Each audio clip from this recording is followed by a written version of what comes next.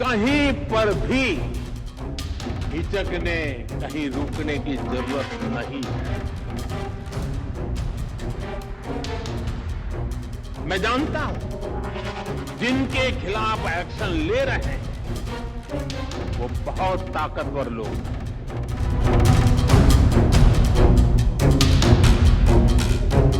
अभी कुछ ही महीनों पहले प्रधानमंत्री नरेंद्र मोदी ने सीबीआई और ईडी को कहा था कि जिनके खिलाफ आप जांच कर रहे हैं वो बहुत ताकतवर लोग हैं, लेकिन आपको डरना नहीं है, निडर होकर अपना काम करते जाना है।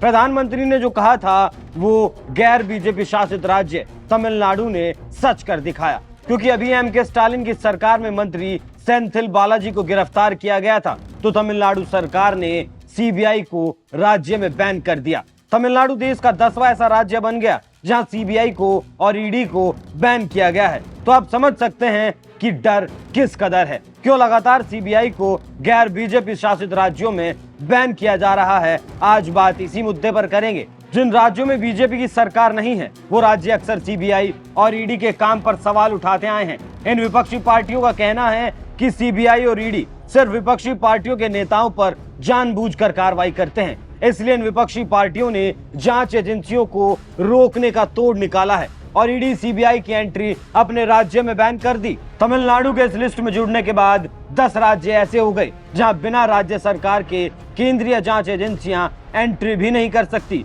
ताजा मामला तमिलनाडु का है। एमके स्टालिन सरकार के गृह मंत्रालय ने एक सर्कुलर जारी कर कहा है कि किसी भी तरह की जांच के लिए केंद्रीय जांच एजेंसियों को राज्य सरकार से परमिशन लेनी होगी। तमिलनाडु सरकार का यह फैसला तब आया है जब ईडी ने लंबी पूछताछ के बाद एक्साइज मिनिस्टर बालाजी सेंथिल को गिरफ्तार किया था। तमिलनाडु सरकार ने यह आदेश Delhi special police establishment act 1946 के प्रावधानों के तहत जारी किया है। बिहार में लालू यादव के परिवार के लोग भी यही आरोप लगाते रहे हैं कि केंद्रीय जांच एजेंसियों का बेजा इस्तेमाल की केंद्र सरकार करती आई है।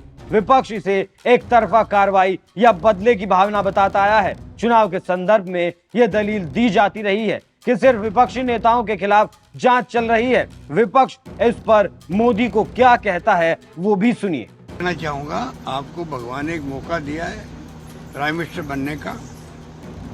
आपकी ड्यूटी है कि आप सत्ता पक्ष में हैं और आप देश के प्रधानमंत्री हैं। देश की जनता के साथ में ऐसा व्यवहार मत करवाओ सीबीआई से, इनकम टैक्स से, ईडी से, वरना देश आपको भी नहीं बख्शेगा। ये मैं कहना चाहूँगा प्रधानमंत्री जी से सब सम्मान के साथ में कि प्रधानमंत्री पद का सम्मान करना हमारा फर्ज बनता है, चाहे प्रधानमंत्री हो या मुख्यमंत्री हो। क्या इसका चुनावों पर असर पड़ेगा ये देखना बाकी है, क्योंकि 24 का चुनाव नजदीक है और पार्टियां अपने जोड़ तोड़ में लग चुकी हैं। ऐसे में अगर नेता गिरफ्तार होते हैं तो नेताओं की छवि के साथ साथ पार्टियों की छवि को भी धक्का लगना लाजमी है। अब पहले आप सुनिए कौन कौन से राज्य हैं जहां ईडी सीबीआई को बैन किया गया है। किन किन राज्यों में बैन है ईडी सीबीआई। वैसे तो आप अब तक अंदाजा लगा ही चुके होंगे कि वो कौन कौन से राज्य होंगे जहां इन एजेंसियों पर बैन लगाया गया होगा। इस लिस्ट में नाम शामिल हैं पश्चिम बंगाल, झारखंड, पंजाब, तेलंगाना, छत्तीसगढ़, केरल, मिजोरम, मेघालय और राजस्थान के बाद अब तमिलनाडु भी केंद्रीय जांच एजेंसियों पर बैन लगाने वाले राज्यों में शुमार हो गया है। इन राज्यों में अगर जांच एजेंसियों को शिकायत मिलती है या किसी की जांच करनी है तो पहले उसे राज्य सरकार से अनुमति लेनी होगी। बिना राज्यों की सहमति के अब यहाँ जांच एजेंसियां काम नहीं कर पाएंगी। हाँ, इसमें एक छूट जरूर शामिल है कि अगर जांच किसी कोर्ट के आदेश या राज्य सरकार के कहने पर की जा रही है तो इस पर कोई प्रतिबंध नहीं होगा। लेकिन हकीकत यह है कि जब भी किसी मामले में केंद्रीय एजेंसियों से जांच की जरूरत महसूस होती है तो लोग हाई कोर्ट की शरण लेते हैं। कोर्ट अगर इजाजत देता है तो जांच की जाती है। तो ऐसे में क्या समझा जाए, ये राज्य कार्रवाई से डरते हैं, क्योंकि एक कहावत है कि जब कुछ किया ही नहीं तो फिर डर कैसा। अगर इन राज्यों के नेता मंत्री भ्रष्टाचार के मामलों में लिप्त नहीं हैं तो फिर बैन लगाने की जरूरत क्या थी। अगर वो निर्दोष हैं और उन पर झूठे आरोप मढ़े गए हैं तो जांच में सब सामने आ ही जाना है। हालांकि इस बैन से कोई ज्यादा फर्क पड़ने वाला नहीं है, क्योंकि ज्यादातर जांच में हाई कोर्ट का आदेश लिया जाता है, जिसे राज्य सरकार मानने के लिए बाध्य होती है। तो ऐसे में ये राज्य अपनी छवि को धूमिल करने के अलावा और कुछ नहीं कर रहे। अब आपको कुछ उदाहरण बताता हूँ जिन राज्यों में ईडी सीबीआई बैन है लेकिन जांच एजेंसियां जांच कर रही हैं। किन राज्यों में बैन के बाद भी चल रही है जांच? बंगाल, झारखंड, बिहार, ये वो राज्य हैं जहां बैन के बाद भी ईडी सीबीआई की जांच जारी है। बंगाल में शिक्षक भर्ती घोटाले में ईडी और सीबीआई दोनों ही जांच कर रही हैं। ममता बनर्जी के खास पार्थ चटर्जी जेल में बंद हैं। उनके कई फ्लैटों से नोटों के पहाड़ मिले थे।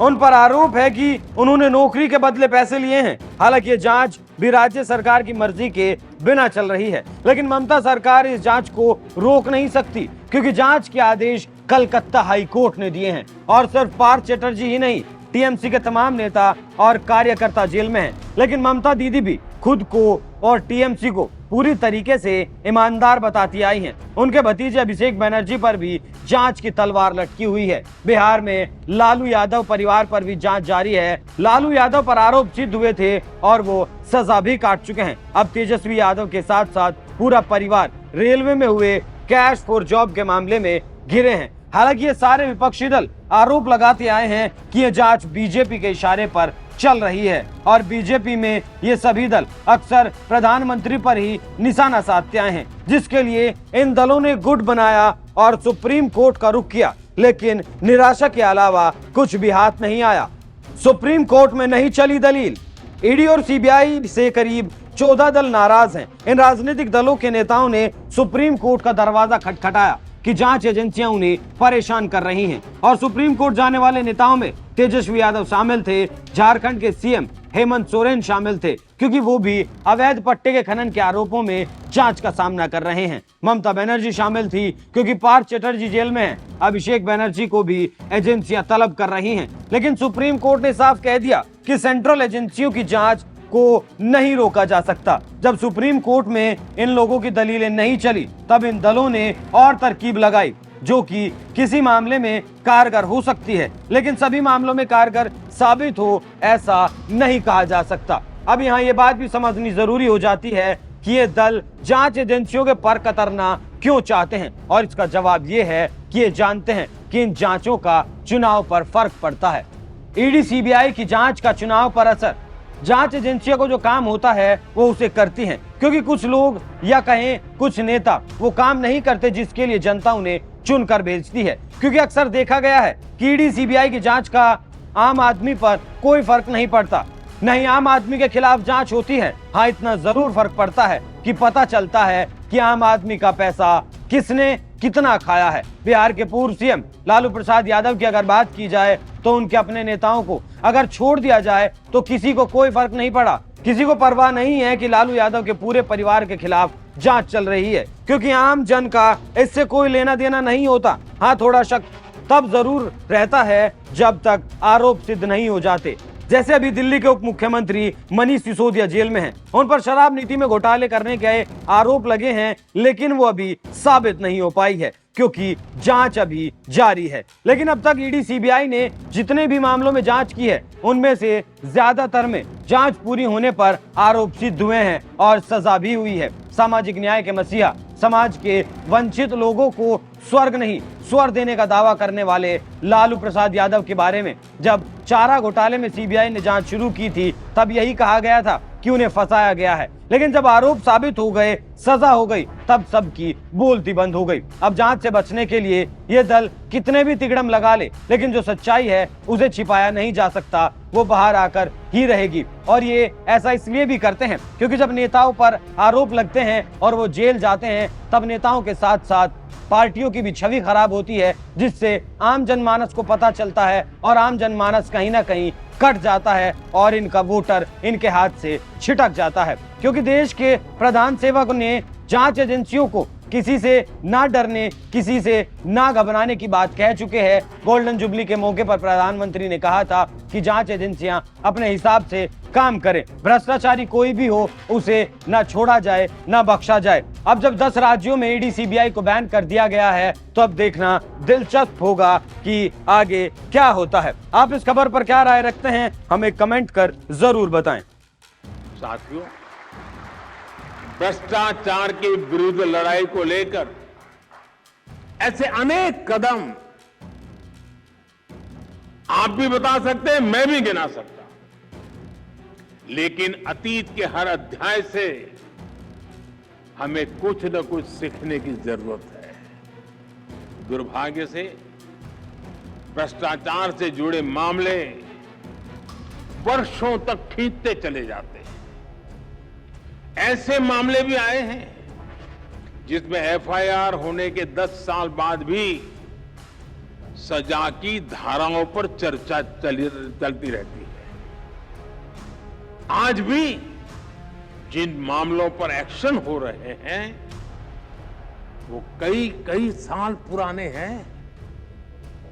जांच में देरी दो तरीके से समस्या को जन्म देती है। एक तरफ भ्रष्टाचारी को सजा देर से मिलती है, तो दूसरी तरफ निर्दोष परेशान होता रहता है।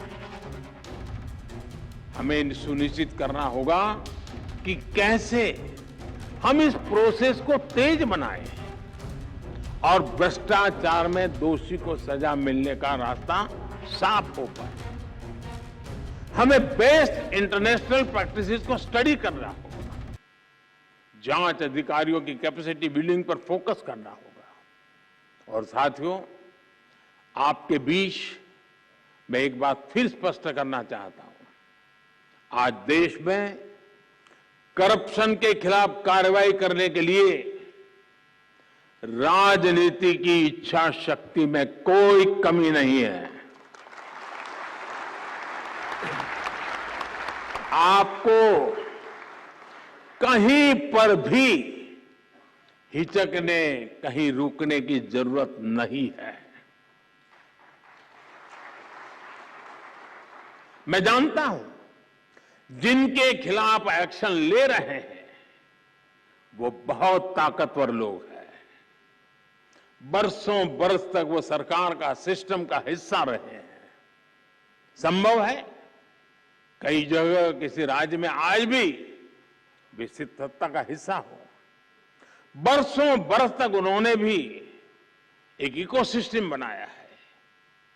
इकोसिस्टम अक्सर उनके काले कारनामों को कवर देने के लिए, आप जैसी संस्थाओं की छवि बिगाड़ने के लिए एक्टिव हो जाता है। एजेंसी पर ही हमला बोल दो, ये लोग आपका ध्यान भटकाते रहेंगे, लेकिन आपको अपने काम पर फोकस रखना है।